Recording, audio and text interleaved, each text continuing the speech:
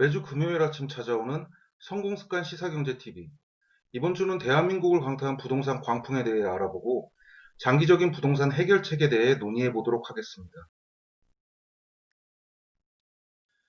그야말로 광풍입니다. 신규 청약 경쟁률이 몇백 대 1이다. 자고 일어나면 어디가 얼마 올랐다.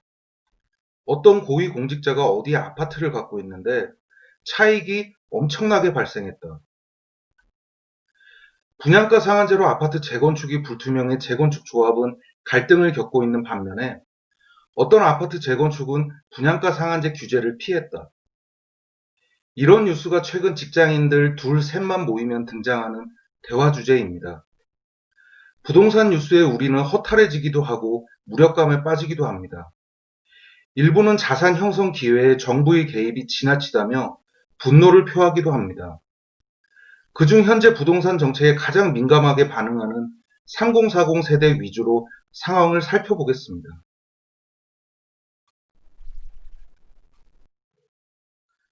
직장인 홍길동 씨는 서울시 노원구 아파트에 3억짜리 전세를 살고 있습니다. 이 아파트의 매매가는 5억으로 2억을 추가로 부담하면 지금 사는 집을 내 집으로 만들 수 있지만 지나친 대출 부담에 고민을 거듭하다 아파트 매수를 포기하고 전세 연장을 결정했습니다. 그 사이 경기도 시흥시에 사는 김영희 씨가 5억에 이 아파트를 매수했다며 집 구경을 하고 갑니다. 그러려니 하고 지내던 홍길동 씨는 아파트 가격이 심상치 않다는 뉴스를 접하며 불안감을 느끼던 찰나 부동산을 방문하고 깜짝 놀라고 말았습니다. 그가 매수를 포기했던 이 아파트의 현재 매수 가격이 6억 5천에 형성돼 있었던 것입니다. 홍길동 씨가 매수를 포기한 사이 김영희 씨는 전세와 대출을 낀 갭 투자를 했고 현재는 무려 금융비용을 충당하고도 남을 만큼의 자산 이익을 보았습니다. 심지어 김영희 씨는 본인이 입주할 것이라며 전세계약 연장 거부를 밝혀옵니다. 앉은 자리에서 돈을 번 김영희 씨와 잠시 갈등으로 주거지와 자산 증시 기회를 날려버린 홍길동 씨의 처지는 순식간에 달라진 것입니다. 허탈하고 낙담한 홍길동 씨는 고민을 거듭하다 아파트 구입을 결정했지만 그의 직장이 가까운 서울시에는 눈을 씻고 찾아봐도 마땅한 곳이 없어졌습니다. 결국 출퇴근 거리 증가와 아이들의 학교 전학을 감내하고 경기도 김포시로 눈을 돌립니다. 김포시를 방문한 그는 마침내 마음에 드는 아파트를 발견했습니다.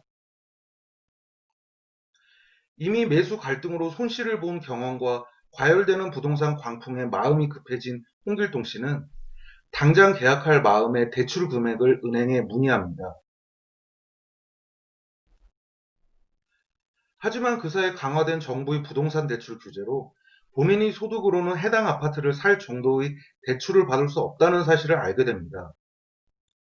이미 그가 살던 노원구 아파트의 전셋값은 억 단위가 올라 이제는 김포에서 전세를 알아봐야 할 처지에 내몰렸습니다. 홍길동 씨는 그저 분노할 수밖에 없습니다. 김영희 씨는 갭 투자를 했지만 부동산 실수요자로 투기 세력으로 볼 수 없습니다. 또 대출을 받아 집을 마련하려는 홍길동 씨를 집값을 올리는 세력이라고 마냥 비난할 수도 없습니다. 지금 3040 세대가 분노하는 이유가 이것입니다. 부동산은 국민의 삶의 질에서 가장 중요한 부분을 차지하며 가정을 꾸리고 아이들을 키워낼 토양입니다.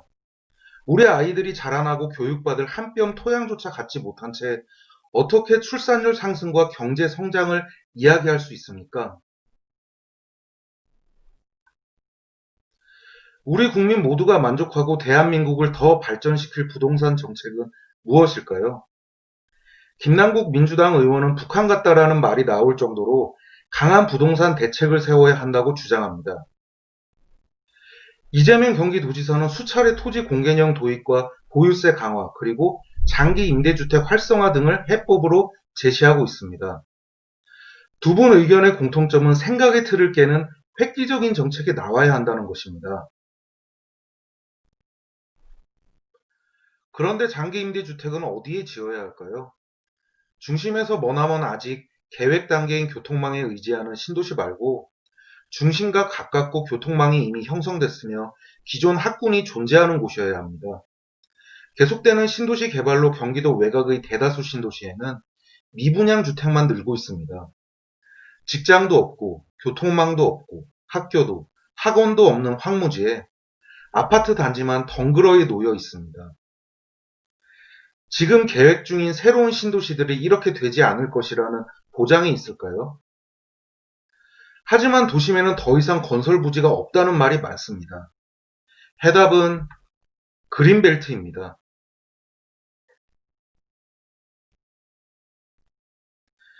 그린벨트는 과거 산업개발 시대의 지나친 난개발을 걱정해 도심의 외곽을 녹지로 보호한다는 개념으로 만들어진 것입니다.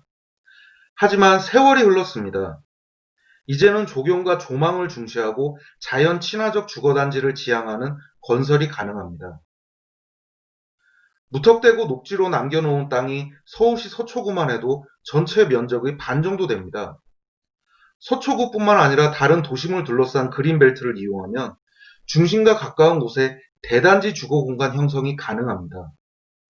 학군과 직장, 생활 편의시설 등의 걱정을 피할 수 있는 주거 공간입니다. 기껏 지어놓고 텅 빈 유령 도시를 걱정하는 기존의 신도시들보다 대규모 주거 단지로의 역할을 잘 수행할 수 있습니다. 정치권에서도 이런 의견이 피력되는 만큼 기존 상식의 틀을 깨고 심도 깊은 논의를 해봐야 할 시점으로 보입니다. 재개발, 재건축도 풀어야 할 문제입니다. 황폐화되고 낙후돼 안정된 주거 공간의 기능을 못하는 곳들이 우리 주변에 많습니다. 조금만 이동하면 도심의 중심과 연결되는 뛰어난 접근성을 가지고도 아직 재건축과 재개발 부담으로 예전 모습 그대로 방치되어 있습니다. 재건축, 재개발이 단기적으로 부동산 가격을 상승시키지만 장기적으로 보면 집가 안정에 큰 도움을 주는 것을 우리는 판교 개발로 목격했습니다. 노무현 정부 당시 기대 심리로 주변 지역까지 들썩였지만 결국 판교와 분당이 장기간 강남은 물론 주변 집가 안정에 큰 도움이 된 것은 부정할 수 없습니다. 마지막으로 우리 사회가 고민해야 될 것이 있습니다. 바로 다주택 보유입니다. 통계에 따르면 서울시 신규 공급 아파트의 절반을 다주택자가 휩쓸어 갔다는 자료가 있습니다. 그런데 우리 사회가 다주택 보유를 필요로 할까요? 부동산 불로소득 부분은 따지지 말고 주택 시장만 놓고 봤을 때 임대 사업자들이 이 사회에 어떤 기여를 할까요? 혹자는 임대 사업으로 저렴한 가격의 전월세 공급이 가능하다고 하지만 다주택자들이 시장에서 빠져준다면 주택 매매 가격은 하락할 것입니다. 다주택자가 물량을 내놓으면 그만큼 물량이 늘기 때문에 수요 공급 원칙에 비추어 주택 가격은 당연히 안정화될 것입니다. 또한 최근 고위공직자들이 다주택 문제가 뜨거운 감자인데 지방에 거주하는 사람이 서울에서 직장을 다닐 때 한 곳은 전월세를 구하면 안 됩니까? 꼭 양쪽에 집을 사야 하나요? 자본주의 시장에서 사유재산권 침해는 문제시 될 수 있지만 이는 솔직히 거주용이 아니라 투자 목적 아닙니까? 5천만 국민이 함께 사는 비좁은 대한민국에서 언제까지 부동산으로 돈을 벌어야 할까요?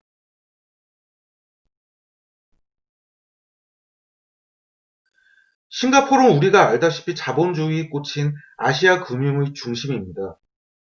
그 싱가포르조차 부동산 거래에는 매우 민감한 정책을 피고 있고 거주 목적을 제외한 부동산 매매는 엄격히 제한하고 있습니다.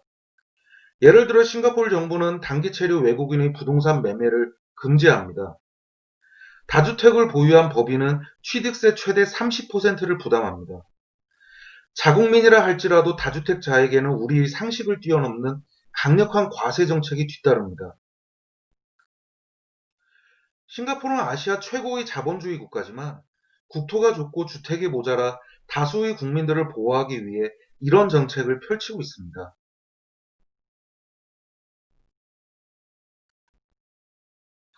마지막으로 이 방송을 보시는 구독자 여러분들께 당부 말씀드리고 싶습니다. 현재 한국은 물론 미국과 중국, 일본 등 주요국 자산 시장은 지나치게 살포된 현금으로 주식은 물론 부동산까지 가치 측정이 어려운 상태입니다. 즉, 거품이 끼어 있습니다. 이런 시장에서 주식이나 부동산 추격 매수를 결정할 때 지나친 대출을 이용한 투자는 절대 금물입니다.